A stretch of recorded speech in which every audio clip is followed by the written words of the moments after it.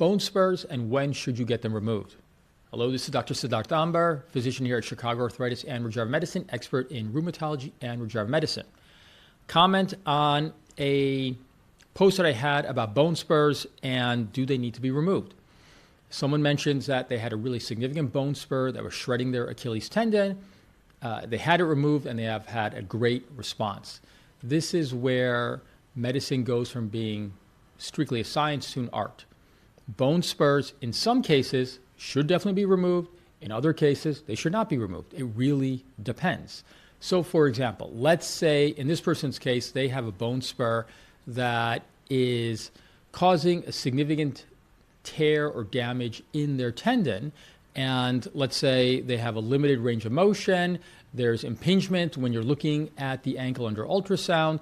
Well, that's a case where probably removing the bone spur makes sense. There's other cases where removing the bone spur doesn't make sense. For example, let's say you have osteoarthritis in the knee.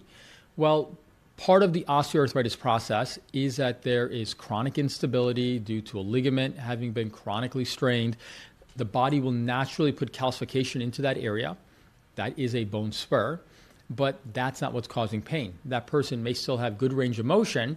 Removing that bone spur won't actually treat the cause of their pain, which is instability, chronic inflammation. So that's a case where removing a bone spur doesn't necessarily help. And then there's some people, let's say, who are more hypermobile or have earlier diagnosed EDS, where if you remove a bone spur, you may actually significantly worsen their hypermobility. So you have to be very careful. So in all cases, when it comes to medical things, there may be some general rules, but when it comes to actually treating human beings, you have to be very particular about that individual.